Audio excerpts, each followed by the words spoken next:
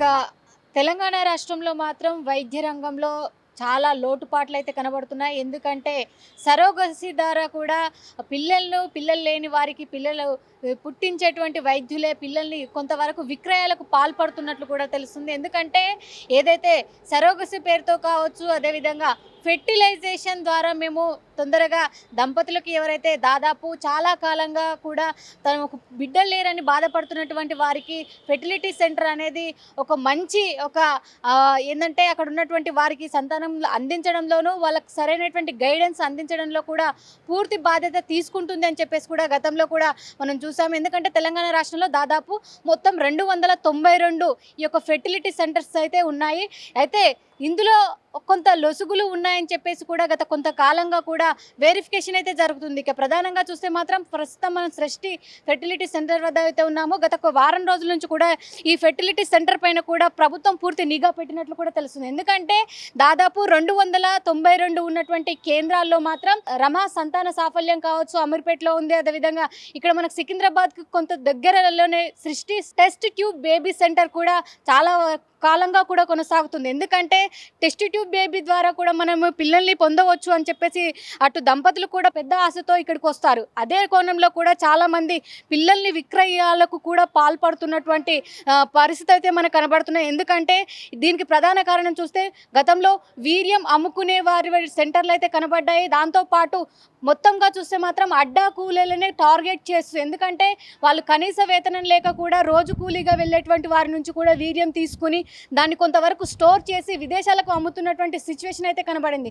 ఇక test tube బేబీని మేము ఎందుకు అని చెప్పేసి కొంత కౌన్సిలింగ్ ఇచ్చినప్పటికీ దంపతులకు మాత్రం ఇవాల్టి చూస్తే మాత్రం పిల్లల్ని అమ్ముకునేటువంటి కేంద్రాలుగా కూడా మారాయి అని చెప్పేసి కూడా పెద్ద ఎత్తున ఆరోపణలు ఎదుర్కొంటున్నారు. మరి ఈ ఆరోపణలకు సంబంధించి అటు పోలీస్ సిబ్బంది కావచ్చు, అదేవిధంగా వైద్య సిబ్బంది కావచ్చు, పూర్తిగా ప్రభుత్వం మాత్రం ఈ వీటిని కొంతవరకు వెరిఫికేషన్ చేసేటువంటి పనిలో కూడా పడిందని చెప్పాలి. ఇక మొత్తంగా చూస్తే మాత్రం నిజంగా పిల్లలు లేని వారికి మరి వాళ్ళకి ఇచ్చేటువంటి గైడెన్స్ అంటే పేరెంట్స్ కావచ్చు, అదేవిధంగా వచ్చినటువంటి వారికి కావచ్చు, ఎలాంటి గైడెన్స్ ఇస్తున్నారు, వాళ్ళని ఎలా లోపరుచుకుంటున్నారు, మరి ఏ విధంగా ఈ దందాలు కొనసాగుతున్నాయని చెప్పేసి లోతుగా ఒక రకంగా పరిశీలిస్తే మాత్రం వైద్యులు చెప్పేటువంటి ఏదైతే తప్పుడు ప్రచారం, ఎందుకంటే నిజంగా మీకు ఒక 39 కావచ్చు 35 to 40 వరకు పిల్లలు పుట్టేటువంటి అవకాశాలు లేకపోలేదు అని చెప్పేసి కూడా కొంతవరకు వాళ్ళకు వల వేసినటువంటి పరిస్థితి కనబడుతుంది. ఎందుకంటే పెద్ద ఎత్తున డబ్బులు తీసుకోవడమే కాదు, వాళ్ళకు రాంగ్ గైడెన్స్ ఇచ్చి వాళ్ళ జీవితాలను కూడా నిర్వీర్యం చేసినటువంటి పరిస్థితి అయితే కనబడుతుంది. గతంలో మనం వారం రోజుల క్రితం చూస్తే మాత్రం ఒక పసిబిడ్డను అంటే ట్విన్స్ పుట్టడం ద్వారా ఒక బేబీని కూడా వేరే వాళ్ళకు విక్రయం చేయడం, దీని ద్వారా కూడా వాళ్ళు కంప్లైంట్ ఇవ్వడం, మొత్తం పూర్తిగా విచారణ చూసినట్లయితే ఇందులో ఉన్నటువంటి అంటే బేబీస్ కూడా వాళ్ళ బేబీస్ కాదు అని చెప్పేసి కూడా పేరెంట్స్ కూడా పెద్ద ఎత్తున ఇక్కడ నిరసనలకు వెలువెత్తినటువంటి సిచ్యువేషన్ అయితే కనబడుతుంది. మొత్తంగా చూస్తే మాత్రం ఇప్పుడు ప్రస్తుతం మన హాస్పిటల్ పరిస్థితి చూస్తున్నాము, మొత్తంగా క్లోజ్ చేసినటువంటి సిచ్యువేషన్ అయితే కనబడుతుంది. ఎందుకంటే దాదాపు కొన్ని సంవత్సరాలుగా ఉన్నటువంటి ఈ సెంటర్ ఇట్లా ఇంత ఉన్నపలంగా క్లోజ్ చేయడానికి ఏంటి అని చెప్పేసి కూడా కొన్ని లోతుగా పరిశీలిస్తే మాత్రం లోపల జరుగుతున్నటువంటి లుసుగులను సీసీ కెమెరాల ద్వారా కావచ్చు, నేరుగా పేషెంట్స్ ఇక్కడికి వచ్చి కంప్లైంట్ చేయడం కావచ్చు, దాదాపు కొన్ని అంటే నెల రోజుల పాటు కూడా ఇక్కడ మా బిడ్డ ఏది అని చెప్పేసి కూడా అక్కడ పేరెంట్స్ అనేది పెద్ద ఎత్తున ధర్నాలకు దిగడం, ప్రభుత్వానికి కంప్లైంట్ చేయడం, పోలీస్ సిబ్బంది పెద్ద ఎత్తున రావడం చూస్తున్నాం. మనం అంటే హాస్పిటల్ను కూడా మొత్తం క్లోజ్ చేసినటువంటి ఇక్కడ ఒక సిబ్బంది కావచ్చు, మనకి ఇక్కడ ఎంక్వైరీ చేసేదానికి కూడా ఎవరి లోపల ఒక సెక్యూరిటీని మాత్రమే ఉన్నట్లు కూడా తెలుస్తుంది. మొత్తంగా చూస్తే మాత్రం నిజంగా ప్రభుత్వం అంటే పూర్తి స్థాయిలో చర్యలు చేపడితే మరి హైదరాబాద్లో ఉన్నటువంటి 292 సెంటర్లే కావచ్చు, అన్అఫీషియల్గా ఇంకా కొన్ని సెంటర్లు కూడా బయటకు వచ్చేటువంటి అవకాశం అయితే కనబడుతుంది. ఎందుకంటే ఎప్పుడైతే బేబీని కనడానికి అక్కడ పేరెంట్స్ పూర్తి స్థాయిలో అంటే ఫిజికల్గా కూడా కొంత సపోర్ట్ లేనటువంటి సిచ్యువేషన్లో సరోగసీ అనేది కూడా ఒక మంచి ఉపాయం. ఎందుకంటే సరోగసీ ద్వారా కూడా మనం పిల్లల్ని కనవచ్చు అని చెప్పేసి చెప్పినటువంటి వారికి మాత్రం పూర్తి స్థాయిలో పిల్లల్ని కనడానికి కూడా అడ్డా కూలీలనే కూడా వీళ్ళు ప్రధానంగా కూడా చేసుకున్నట్టు తెలుస్తుంది. ఎందుకంటే వాళ్ళకు ఉన్నటువంటి ఎవరైతే జెంట్స్ ఉంటారో జెంట్స్ నుంచి వీర్యం అనేది తీసుకొని దాన్ని స్టోర్ చేసి ఇతర దేశాలకు అనేది అమ్ముకోవడం, దీని ద్వారా కూడా వాళ్ళకు ఉన్నటువంటి డిసీజెస్ ఏవైతే ఉంటాయో డిఎన్ఏలు కావచ్చు, డిసీజెస్ కావచ్చు, వాళ్ళకు కొంతవరకు మాత్రం సంక్రమించేటువంటి అవకాశాలు అయితే కనబడుతున్నాయి. దీని ద్వారా కూడా ఇలా చేయడం ద్వారా అటు హెల్త్ ఇష్యూసే కావచ్చు, అదేవిధంగా ఇతరతర సంబంధించినటువంటి వ్యాధులు కూడా సంక్రమించేటువంటి అవకాశాలు అయితే లేకపోలేదు. ఎందుకు ఇలాంటి ఫెర్టిలిటీ సెంటర్ను నమ్ముకున్నటువంటి వారికి ఎందుకు ఇంత నిరాశ మిగులుతుంది? పూర్తిగా వాళ్ళ జీవితాలనే కోల్పోయేటువంటి పరిస్థితి మరి ఎందుకు ఏర్పడింది?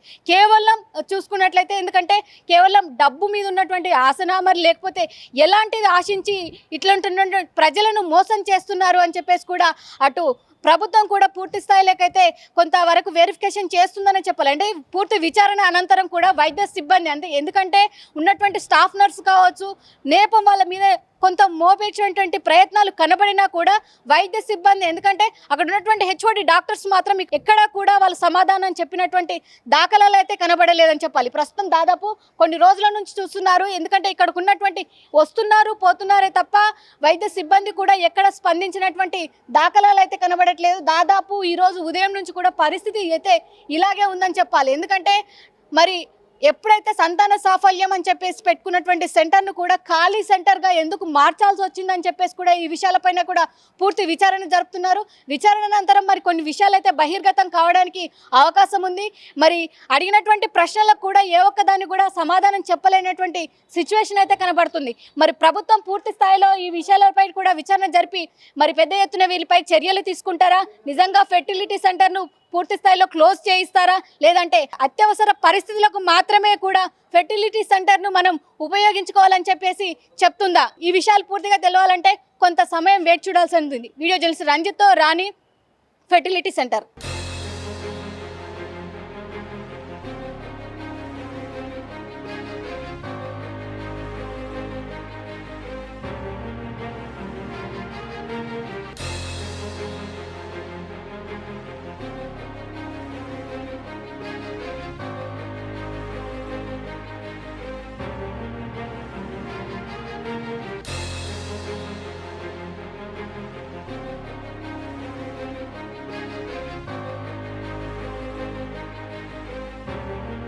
Hi friends, thank you for watching this video. ఈ వీడియో కనుక మీకు నచ్చినట్లయితే దయచేసి లైక్ చేయండి, షేర్ చేయండి. ముఖ్యంగా మా ఛానల్ 24/7 న్యూస్ టీవీని సబ్స్క్రైబ్ చేసుకోండి.